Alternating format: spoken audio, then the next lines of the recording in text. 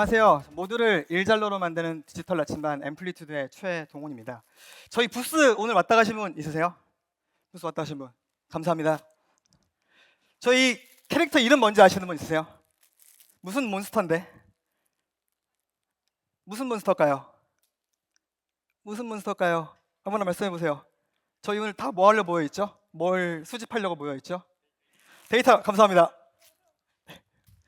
그 오신 분들 대부분 데이터 팀에서 오셨을 거라고 생각을 해요. 데이터 팀에서 오셨을 생각을 하는데 다들 이런 얘기 들어보셨을 거예요. 사업부서에서 어느 날 갑자기 우리 새로운 사스 도입했는데 연동해야 됩니다. 근데 전혀 한 번도 말하지 않고 있다가 갑자기 그런 말 할 거고요. 그거 연동하려면 시간 오래 걸리는데요 라고 말을 하면은 그 사스 세일즈가 말하기로는 2시간이면 된다던데요. 이런 말씀 드렸을 것 같은데 이게 사업부서 입장에서는 사실 트렌드가 너무 빨리 변하고 있기 때문에 새로 나온 툴들을 계속 살필 수밖에 없습니다. 사실 아시겠지만 매력적인 서비스들이 굉장히 많이 나오고 있어요. 근데 이게 또 데이터 웨어하우스를 관리하는 팀한테는 되게 골칫거리죠. 연동도 연동인데 일단 그 원천 데이터가 하나 생긴다는 것은 굉장히 부담으로 다가올 수밖에 없습니다. 여러분들도 비슷한 상황이실 수도 있고 뭐 아닐 수도 있고 그러실 것 같은데 그래도 질문을 해보고 싶습니다. 데이터 수집들은 잘 되고 계시는지, 그리고 데이터를 관리하는 부서와 데이터를 사용하는 부서가 협업은 잘 하고 계시는지 이런 것 좀 여쭤보고 싶어요. 사실 개별적으로 한 분 한 분 여쭤보면은 제가 제일 많이 듣는 대답은 어딘가에 쌓이고는 있어요. 우리가 모아놓고는 있어요. 라는 얘기를 항상 듣게 되는 것 같아요. 근데 저희가 데이터를 수집하는 목적이 수집을 위한 거는 아니잖아요. 보통 한 3가지 정도의 문제를 가지고 계시는 것 같아요. 데이터를 모아놨는데 뭐 고객 데이터가 빠져있는 경우가 있는 것 같고요. 말씀드린 것처럼 데이터를 수집하는 부서와 그리고 사용해야 되는 부서가 다르다 보니까 협업 자체가 잘 안 되는 경우도 많이 있는 것 같습니다. 그리고 다양한 사스 툴을 도입함으로 인해서 원천 데이터가 많아지다 보니까 데이터가 정리가 되지 않는 경우도 꽤나 있는 것 같아요. 좀 더 자세하게 하나하나 살펴볼게요. 우리가 데이터를 모으는 것은 사실은 뭔가 데이터에서 시그널을 발견을 하고 그 시그널에서 인사이트를 도출해내고 그 인사이트를 통해서 액션을 취하는 걸 거예요. 근데 이러한 것들은 데이터를 한 종류만 보고 있으면 사실은 이룩할 수가 없죠. 그래서 운영계 데이터와 계정계 데이터를 한데 모아서 분석을 하려고 하고 계실 거예요. 근데 우리가 이 찾는 시그널이라는 것이 과연 그런 곳에 들어있을까요? 우리가 찾는 시그널들은 사실은 저희 같은 평범한 사람들이 물건을 구매할 때 보여줄 텐데 그런 데이터는 어디 있을까요? 그런 고객 데이터가 빠져있는 경우가 많이 있는 것 같습니다. 이것도 협업이 안 되는 이유를 살펴보면요, 제가 사업부서분들을 만나서 얘기를 들어보면은 세상이 너무 빨리 변하고 있다고 합니다. 사람들이 취향이 너무 다양해지고 나이대로 구분지어서 사람들을 구분해서 볼 수가 없다고 해요. 어제의 데이터가 이미 의미가 없어지고 결국 데이터를 실시간으로만 봐야 되는데 데이터 팀이 너무 바쁘신 걸 알고 있기 때문에 요청을 하지 못하거나 요청을 했다가 밀리거나 하게 되는 거죠. 그러다 보니까 결국은 새로운 기술 스택을 도입하게 되고 그러다 보니까 또 원천 데이터가 많아지게 되는 거고. 근데 이러면 차라리 다행인데요. 대부분의 경우에는 데이터가 있는지 없는지도 파악하시지도 않고 그냥 몇몇 분들이 감으로 의사결정을 내리시죠. 그 의사결정이 굉장히 과감합니다. 과감하게 결정해서 내일부터 해! 라고 하지만 막상 액션을 취하면 항상 늦어 있어요. 왜냐하면 해라는 과정이 굉장히 길 수밖에 없거든요. 데이터가 정리 안 되는 것도 되게 큰 문제입니다. 지금 사실 대부분의 기업들이 어떠한 방식으로든 AI 기술을 도입을 하려고 하실 거예요. 보통 지금 상황에서는 LLM 베이스의 AI 기술들을 도입하시려고 하시겠죠. 다양한 툴들을 비교도 해보실 거고 써보시기도 할 거고. 그런데 기업용 AI라는 것은 사실은 우리 데이터를 AI가 얼마나 잘 알고 있느냐인데 우리 데이터가 정리가 안 돼 있으면 이 AI는 바보가 될 수밖에 없습니다. 그래서 이런 것들을 앰플리튜드가 도와드린다는 말씀을 드리려고 제가 이 자리에 섰는데요. 앰플리튜드는 AI마저도 일을 잘하게 만들 수 있습니다. 여러분이 운영하고 계시는 서비스를 보면요, 그 서비스에 들어가서 사용하는 유저들의 경험은 생각보다 굉장히 복잡합니다. 보시는 것처럼 터치 포인트가 굉장히 많고요. 이 터치 포인트 하나하나가 전부 다 데이터를 발생시키고 있습니다. 그리고 계속 강조드리지만 이 데이터가 취합이 되고 있어, 수집이 되고 있어 이런 게 중요한 게 아니라 이 보이는 데이터들 툴에도 어떤 시그널을 우리가 발견해낼 수 있고 어떤 인사이트를 발견해낼 수 있지라는 게 제일 중요합니다. 사람들이 SQL도 잘 알고 데이터도 만질 줄 알고 관리도 할 줄 알고 비즈니스 인사이트까지 가지고 있으면 정말 좋을 텐데 잘 알고 계시겠지만 그거는 사실상 불가능한 일입니다. 우리 유저들은 계속해서 다양한 채널, 다양한 기기들을 통해서 들어옵니다. 우리는 이들을 획득하고 수익화하고 또 재방문하게 만들어야 되는데, 그러기 위해서는 여기 나와 있는 질문들을 하셔야 해요. 이런 열린 질문들을 하셔야 되는데, 이런 질문들에 대한 답은커녕 이런 질문들을 해야 하는 건가? 라는 생각을 하지 못하는 경우도 많이 있으신 것 같습니다. 앰플리튜드가 어떻게 도와드리냐면요, 앰플리튜드는 모든 게 데이터부터 출발을 합니다. 데이터를 수집을 하고 관리를 하고 운영을 하고 연동까지 하는 것부터 시작을 해가지고요, 디지털 아날리티스라고 적어놨는데 소위 시장에서는 PA라고들 많이 불러주시는 것 같아요. PA라는 프로덕트 아날리티스를 통해서 데이터들을 차트와 숫자로 보여드리고요. 그리고 고객이 실제로 어떤 여정을 겪고 있는지 세션 리플레이를 통해서 고객이 실제 우리 서비스에 경험한 것들을 재현을 해드리기도 합니다. 그리고 코호트라는 이름으로 오디언스 타겟팅을 도와드리고 있고요. 그리고 A/B 테스팅도 할 수 있게 도와드리고, 그리고 피처 플래깅이라는 것을 통해서 뭔가 신기술을 점차적으로 배포할 수 있게도 도와드리고 있습니다. 그래서 여러분들이 데이터를 수집하는 것에 매몰되지 않고 데이터를 가지고 시그널을 받고 인사이트를 도출하고 실제로 액션까지 취할 수 있도록 도와드리는 플랫폼이라고 생각해 주시면 되겠습니다. 다시 한번 짚고 가볼게요. 앰플리튜드는 강조드리는 것처럼 정말 모든 사람들을 일잘로로 만들어지는 툴이라고 자신 있게 자랑하고 싶습니다. 그리고 저희는 처음부터 고객부터 출발했기 때문에 고객 데이터를 추적하는데 특화되어 있습니다. 이게 앰플리튜드의 에스크 앰플리튜드라는 AI 기능인데요. 보시는 것처럼 위쪽에 보시면은 에드 투 카트까지의 퍼널을 보여주라고 되어 있죠. 이렇게 자연어로 차트를 만들어 달라고 요청을 할 수 있게 되는 거예요. 근데 제가 이거를 저희가 AI 기능을 잘하고 있다고 보여드리려고 한 게 아니고요, 만약에 이런 기능, 이런 기술을 도입을 했는데 에드 투 카트라는 게 어떠한 소스에서는 에드 투 카트이고 어떠한 소스에서는 장바구니에 담기라고 생각을 해보세요. 여기 나온 데이터는 절대로 인사이트를 줄 수가 없을 겁니다. 앰플리튜드의 데이터 가버넌스 기능을 활용하시면 다양하게 흩어져 있는 데이터들을 소스 데이터를 건드리지 않고도 하나의 데이터로 합쳐가지고 깔끔하게 보실 수 있게 됩니다. 두 번째로는 우리가 협업을 한다고 생각을 하면은, 특히 데이터 팀과 사업 부서가 협업을 한다고 생각을 해보면은 많은 경우에 대시보드를 만들어 달라고 요청을 하고 대시보드를 만들어 주고 이거를 협업이라고 얘기하게 되는 경우가 많은 것 같아요. 근데 정말 잘 아시겠지만 협업이라는 것은 무언가를 해주고 요청하고 하는 게 아니라 여기에서 서로 인사이트가 오가야 됩니다. 앰플리튜드의 노트북이라는 기능을 활용을 하면요, 차트나 숫자와 함께 내가 여기서 무슨 인사이트를 얻었는지, 무슨 시그널을 얻어야 하는지 그런 것들을 함께 공유할 수 있습니다. 그리고 만약에 지금에 가지고 계신 서비스를 개인화를 넘어서 초개인화된 메시지를 보내고 싶다고 한다면은 앰플리튜드랑 스노우플레이크를 함께 쓰시면 됩니다. 실시간으로 타깃 고객한테 적절한 메시지를 보낼 수 있고요. 더 나아가서 사실 제일 중요한 광고비를 최적화할 수 있게 되죠.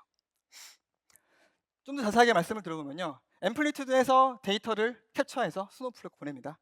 스노우플레이크에서 스노우플레이크 강력한 인프라를 활용을 해서 머신러닝 모델을 돌리겠죠. 그래서 유저들의 경향성을 분석을 하고 경향성에 점수를 매깁니다. 그 경향성 점수 매긴 것을 다시 앰플리튜드로 보내서 앰플리튜드에서 편안하게 모든 직원들이 함께 보시고, 그 다음에 생성된 코호트를 가지고 필요한 고객들한테 필요한 메시지를 실시간으로 보낼 수 있게 됩니다. 마지막으로 실험입니다. 그 피처 플래깅이라는 표현이 한국에서 아직 많이 안 쓰이고 있는 것 같은데, 그 앰플리튜드 익스페리먼트 중에서 피처 플래깅이라는 기능을 활용을 하면은 개발팀과 상관없이 사업 부서의 스케줄에 맞춰서 기능을 점차적으로 배포할 수 있습니다. 그리고 빠르게 수고할 수도 있고요. 그리고 A/B 테스팅뿐만이 아니라 우리가 무슨 테스트를 해야 되지라는 걸 아예 모를 때 해야 되는 MAB 같은 것들도 저희가 지원을 하고 있습니다. 이렇게 하다 보면은 새 기능이나 새 메뉴가 생겼을 때 이거를 사업 부서만 고민하는 것도 아니고 개발팀만 고민하는 것도 아니고 데이터 팀만 고민하는 것도 아니고 모두가 함께 모여서 이러한 고민을 하고 더 나은 임팩트를 만들어내실 수 있습니다. 자, 그러면은 어쨌든 스노우플레이크 행사에 와 있고 저희는 스노우플레이크 큰 고객이고 스노우플레이크 사랑하기 때문에 앰플리튜드가 스노우플레이크와 어떻게 함께 동작하는지 살펴볼 수 있도록 하겠습니다. 만약에 아직 데이터 자체가 수집이 안 되고 있다고 한다면은 그냥 앰플리튜드 통해서 수집을 하시고 스노우플레이크로 보내시면 됩니다. 계속 말씀드린 것처럼 앰플리튜드는 고객 행동 데이터를 정말 잘 수집할 수 있게 최적화되어 있는 툴이고요. 그러한 데이터들을 빠르게 분석할 수 있는 툴입니다. 하지만 여러분들이 정말 많은 머신러닝을 해서 진짜 더 큰 분석을 하고 싶다면 사실 앰플리튜드가 가진 인프라만 가지고는 어려우실 수 있습니다. 그럴 때 스노우플레이크를 활용하시면 됩니다. 모두가 알고 계시는 것처럼 스노우플레이크는 세상에서 가장 강력하고 가장 빠르고 가장 스케일러블한 데이터 클라우드이기 때문입니다. 그리고 그 와중에 앰플리튜드에서 스노우플레이크로 왔다 갔다 하는 와중에 데이터들 관리가 필요할 건데요. 그 데이터 관리도 앰플리튜드의 데이터 어시스턴트라는 것을 통해서 활용할 수 있습니다. 여기에는 저희의 AI 기술이 포함되어 있고요. 그래가지고 카테고리를 어떻게 해야 된다는 걸 자동으로 추천해드리고 저렇게 점수를 보여드리면서 지금 어느 정도 점수에 와 있으니 앞으로 어떻게 더 관리를 하시면 좋겠다라는 추천까지 해드린다고 봐주시면 되겠습니다. 만약에 그러면은 우리는 이미 모으고 있어요. 이미 모든 데이터가 스노우플레이크에 있습니다. 라고 생각하시면 어떨까요? 이런 경우에는 사실은 그냥 앰플리튜드만 도입하시면 바로 그냥 스노우플레이크 데이터들을 모두가 편하게 보실 수 있게 도와줄 수 있습니다. 저희가 지금은 스노우플레이크 네이티브 앰플리튜드라고 부르고 있는데요. 스노우플레이크 인스턴스에 있는 데이터들이 스노우플레이크 인스턴스를 떠나지 않고 앰플리튜드로 보내지도 않고 있는 그대로 그곳에서 앰플리튜드의 분석 기능들을 활용할 수 있습니다. 보신 것처럼 앰플리튜드는 여러분의 회사가 어느 상황에 있던 간에 무조건 저희가 도와드릴 수 있습니다. 데이터 수집이 안 되고 있다면 저희를 통해 수집을 하시면 되고요. 수집을 하고 계신다면 저희를 통해서 분석을 하시면 되고요. 왔다 갔다도 당연히 가능하고요. 그래서 데이터가 어떠한 경로도 들어오고 있던 간에 저희는 여러분들의 디지털 트랜스포메이션을 도와줄 수 있습니다. 자, 그러면 이제 실제 앰플리튜드를 활용하고 계시는 LG U+의 김지영 팀장을 모여서 앰플리튜드에서 어떤 도움을 받고 계시는지 들어보도록 하겠습니다.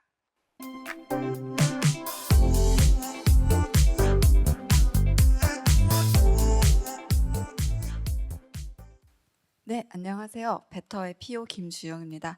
스노우플레이크 2024 행사에 베터를 초대해 주셔서 너무 감사드립니다.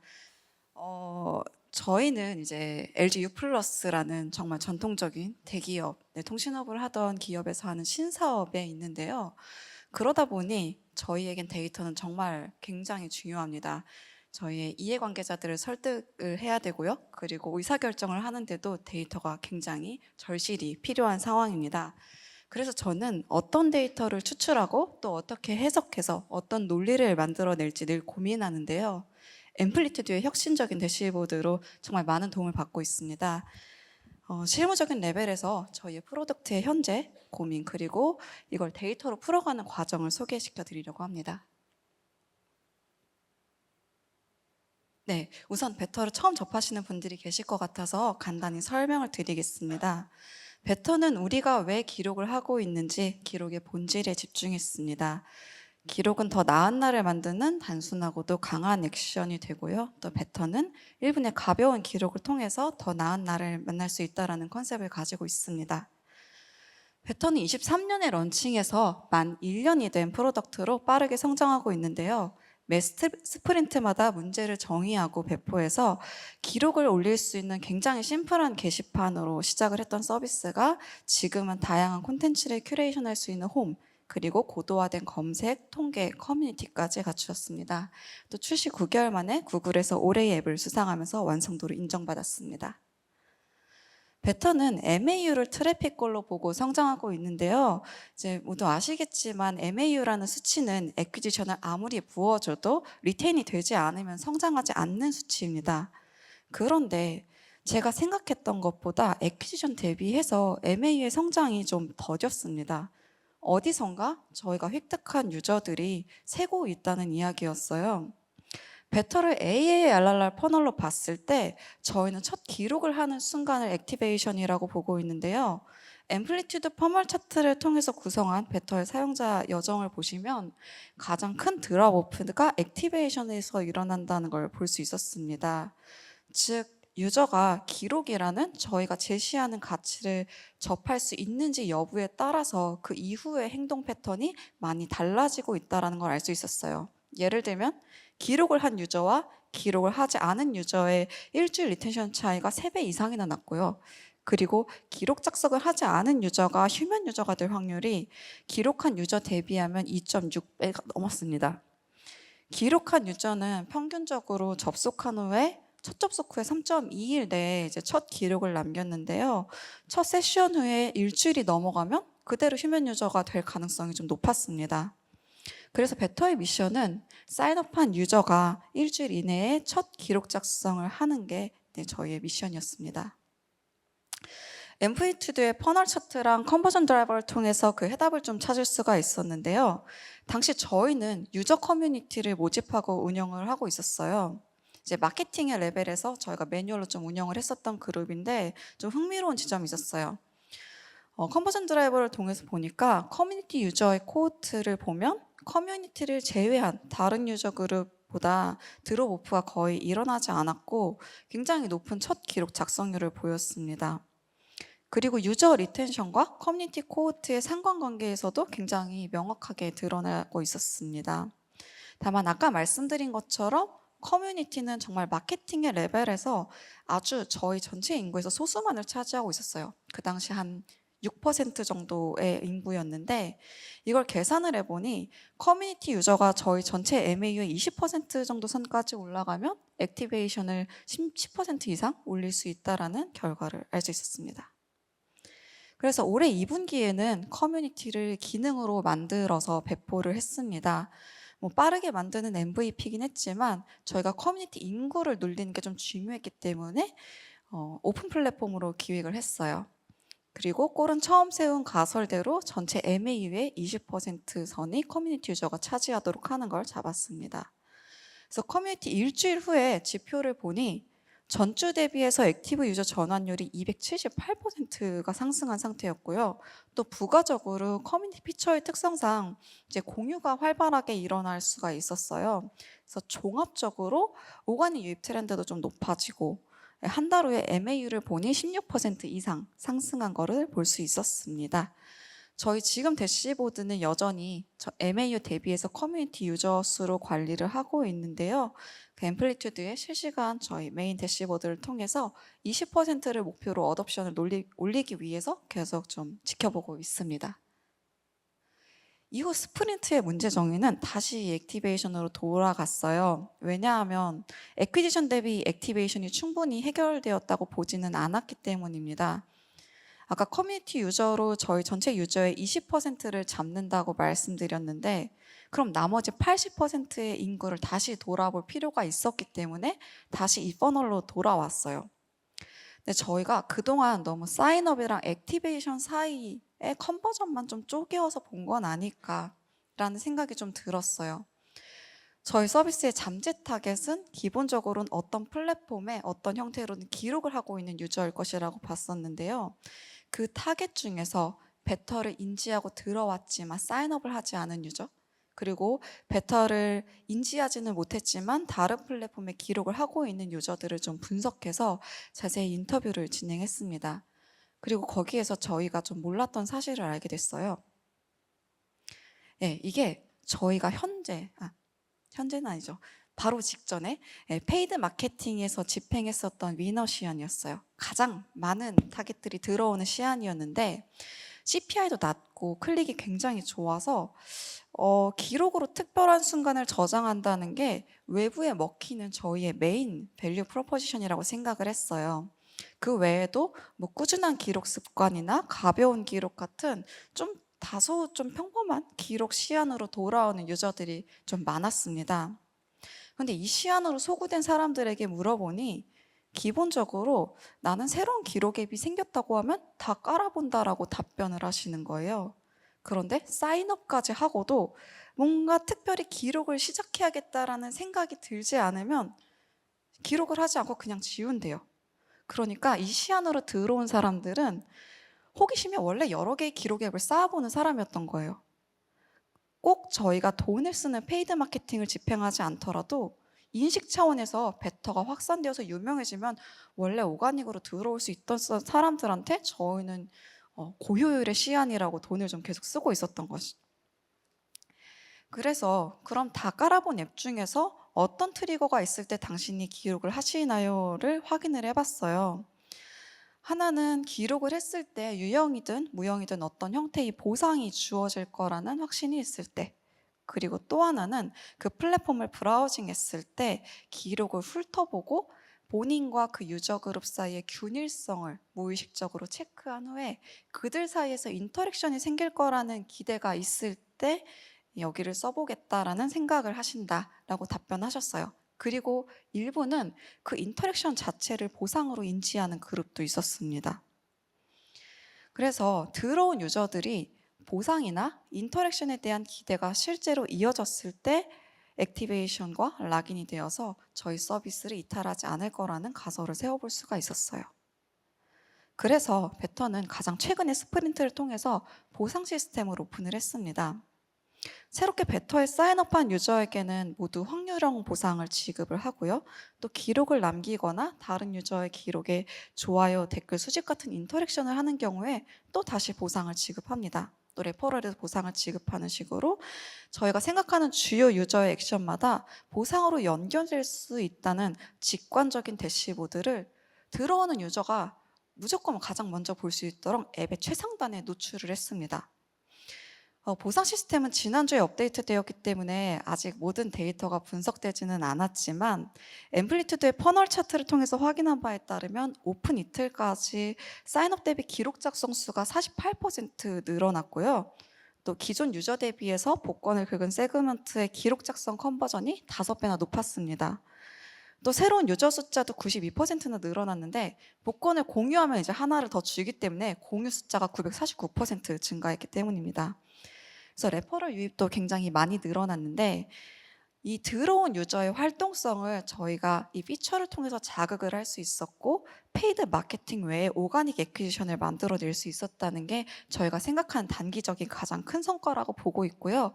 이 트렌드가 이어질 수 있도록 계속 관측하고 또 업데이트를 해 나갈 예정입니다. 네, 이렇게 베터의 최근 2가지 케이스를 소개해 드렸는데요. 데이터로 정의된 문제는 저희가 개발자를 설득하고 또 리더십을 설득하는 데 사용이 됩니다. 왜 이 리소스와 이 기간을 들여서 이 문제를 해결해야 되는지, 그리고 이 문제를 해결했을 때 기대 효과가 어느 정도일지 데이터가 없으면 사실 PO로서 저도 확신하기가 좀 어려울 때가 많은 것 같습니다. 근데 스스로 확신할 만한 데이터가 나오면 좀 너무 감사한 마음이 들 정도인데요.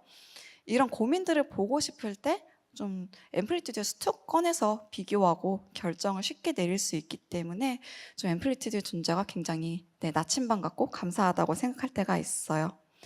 그래서 주요 지표들의 대시보드들을 먼저 보고 그것을 쪼개어서 퍼널, 코호트로 분석하면 다소 막막하게 느껴지는 해결점들의 실마리를 찾을 수가 있었던 것 같습니다. 네. 여기 계신 분들도 돌아가시면 또 각각의 해결해야 되는 문제점들을 가지고 계실 것 같은데요. 업무 하시면서 문제 정의를 하고 해결 과정을 찾는데 조금이나마 저희의 사례가 도움이 되면 좋을 것 같습니다. 네, 그리고 마지막으로 아까 말씀드린 저희 최근 스프린트로 배포한 보상 시스템을 소개해 드릴게요. 이제 저희 애퀴지션과 리텐션에 대한 고민 조금은 엿보실 수 있을 것 같은데요. 베터에 들어가시면 첫 가입자에게 모두 기본적으로 가차가 지급이 되고 게이지 가차면 계속해서 다른 가차들이 지급이 됩니다. 또 아직 초반이어서 저희가 좀 당첨 확률을 높게 세팅을 해놨어요. 그래서 좀 세션과 세션 사이에 빈 시간에 한번 시간 내어 도전해 보시면 좋을 것 같습니다. 네, 이만 마치겠습니다. 감사합니다. 다들 스캔 하셨겠죠? 스캔 혹시 못하셨으면 앱스토어에 들어가시면 베터라고 검색하시면 됩니다. 일단 베터의 사례가 혹시 지금 서비스를 새롭게 준비하고 계시거나 서비스 개선을 고민하고 계시는 분들이 있었다면 좀 도움이 되셨기를 바라겠습니다.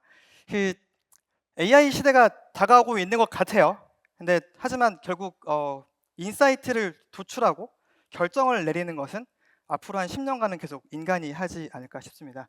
앞서서도 말씀드렸지만은 여러분이 데이터를 수집하는 거나 아니면 데이터 자체에 매몰되지 않고 그 데이터를 통해서 잘 관리하시고 그리고 인사이트를 도출해내시고 액션까지 잘 취하실 수 있도록 계속 도와드릴 수 있도록 하겠습니다. 저희 부스가 앞에 있습니다. 여기서 나가셔가지고 오른편에 있는데 더 다양한 얘기 듣고 싶으시면 저희 부스 찾아오시면 저희가 좋은 얘기들 들려드릴 테니까요. 꼭 들러주시면 감사하겠습니다. 여기까지 하겠습니다. 감사합니다.